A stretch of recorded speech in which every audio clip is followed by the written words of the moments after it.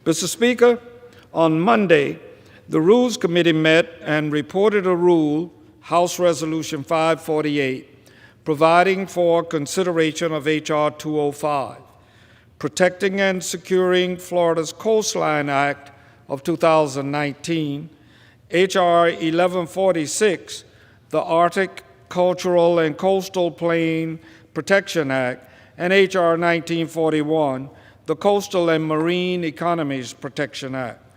The rule provides for consideration of each bill under a structured rule. The rule provides 1 hour of debate on each bill, equally divided and controlled by the chair and ranking member of the Committee on Natural Resources. Additionally, the rule provides 1 motion to recommit on each bill. Mr. Speaker, together, these 3 bills block oil and gas drilling in the Arctic National Wildlife Refuge, the Atlantic and Pacific coast, and in the eastern Gulf of Mexico. For those of you that have worked with me over the years, you know that I have said, and I mean, that I'll be the last person standing before offshore oil drilling is expanded off the coast of Florida.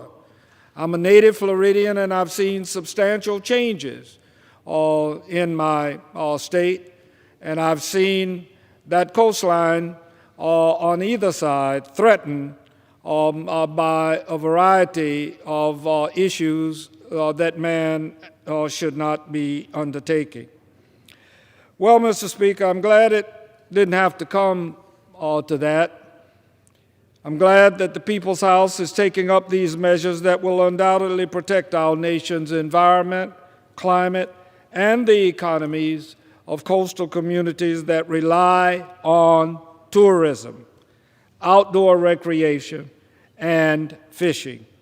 I'm glad that the House of Representatives is demonstrating to the American people that we work for them, not for the oil and gas industry. Mr. Speaker, last year, in a radical move, the Trump administration proposed a plan to open nearly all U.S. coasts to oil and gas drilling. This disastrous plan brought to mind the BP Deepwater Horizon disaster in the Gulf of Mexico, where the explosion not only killed 11 people and injured a lot, poured millions of gallons of oil into the Gulf waters, but also killed hundreds of thousands of birds, marine mammals, fish, and sea turtles. Just the prospect of oily beaches led to hundreds of hotel cancellations along Florida's Gulf Coast, even in places the oil never reached. Now, I was living there during that period of time, of course, and many around this nation saw that continuous loop shown on television of oil spilling into the Gulf. It has not all gone away, and much of the industry along that coastline has been decimated. Mr. Speaker, the Trump administration's plan is risking billions of dollars and millions of jobs from the industries that depend on a clean, healthy ocean. Make no mistake about it, our coastal communities are the backbone of the United States economy. According to the National Ocean Economics Program, coastal states encompass over 80% of the nation's population, GDP, and employment. Moreover, the ocean's economy's tourism and recreation industry single-handedly provides 71% of the jobs in the United States economy. In fact, our coastlines provide 12 times the amount of jobs than the offshore oil industry.